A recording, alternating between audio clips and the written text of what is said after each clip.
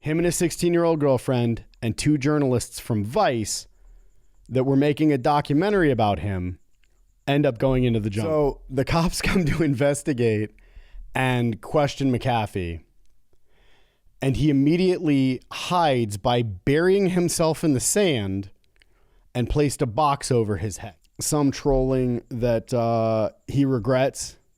Some trolling is just absolutely hilarious. Okay. Like his claims for making sweet passions with whales. And let's just go ahead and say it. If you are able to elude an entire police force by burying yourself in the sand and putting a box over your head, I could see them getting the wrong address and killing the wrong gringo.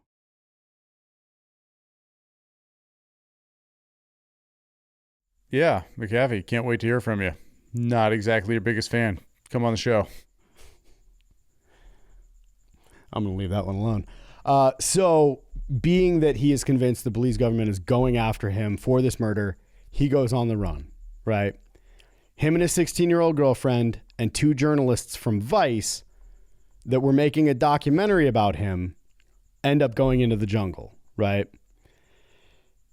He's buzzing around with those folks for a while. The whole time, everything's being documented. It did end up making a documentary that is on Netflix called Running with the Devil. It is amazing. Go watch that documentary. They end up sneaking into Guatemala, and while they're there, the Vice journalists take a picture with McAfee and upload it that says something like on Vice, like hanging out with John McAfee suckers or something like that. They forgot to delete the metadata, and instantly he starts getting tracked. Ping, ping, ping. They are literally dropping satellite images of the hotel that he's at. So the cops come to investigate and question McAfee. And he immediately hides by burying himself in the sand and placed a box over his head. Okay. The cops were there for hours and didn't find him. He buried himself in the sand. Yes. Put a box on his head. Yep. And this is how he escaped being caught by the police in Belize. Correct. This is like forensics in Honolulu in 1905. That is exactly what this is like. That's fucking amazing. All right, team. This is how you escape police. This is how you escape being obtained by the police. I need a minute. That's too much. That's the dumbest. That's some garbage that Hunter S. Thompson would have written in one of his books that was absolutely not true. But wait, there's more. So he goes on a media campaign using the situation to his advantage by claiming that the Belizean government were the ones who actually killed Gregory Faull and tried to pin it on him. So now he's taking this whole situation and using it towards his advantage, right?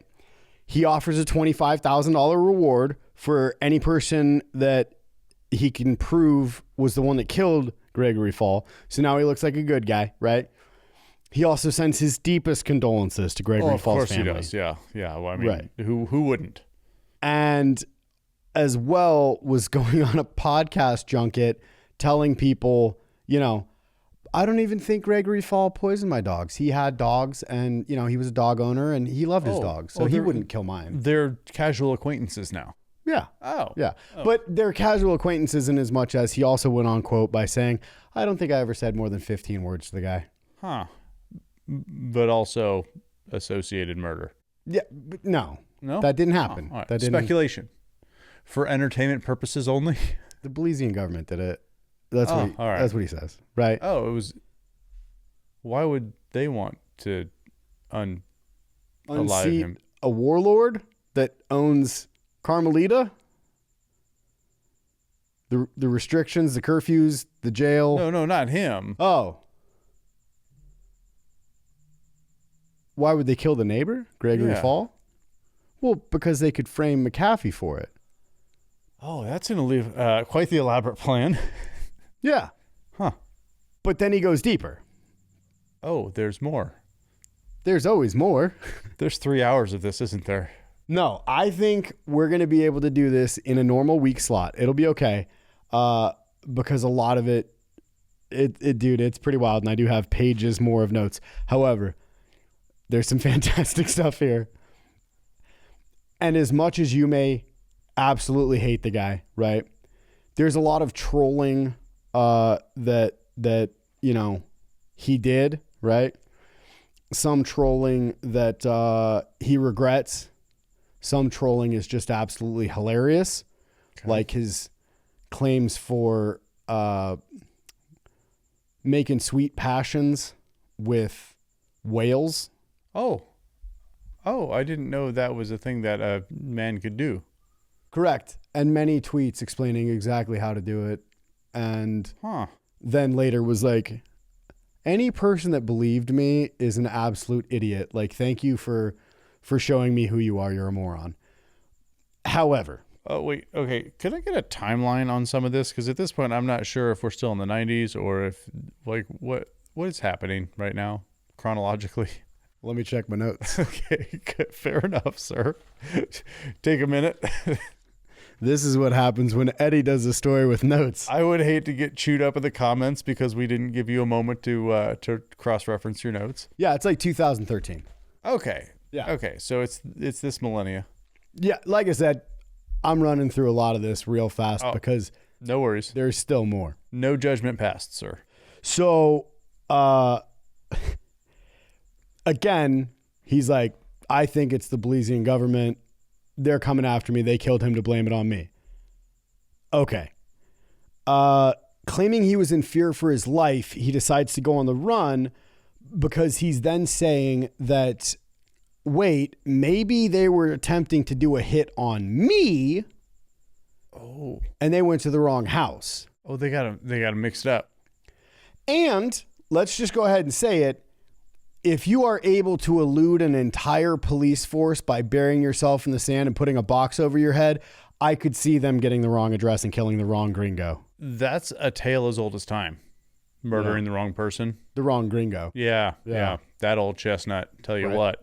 Yeah. American expats. So he goes on the run with his 16-year-old girlfriend.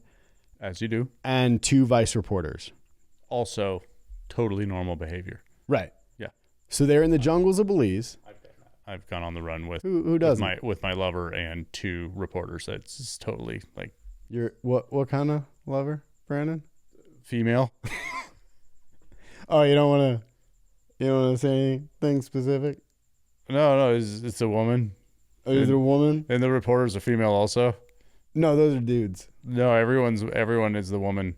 Yes. So unlike Brandon, he's on the run with a 16-year-old former SX worker and 2 vice reporters.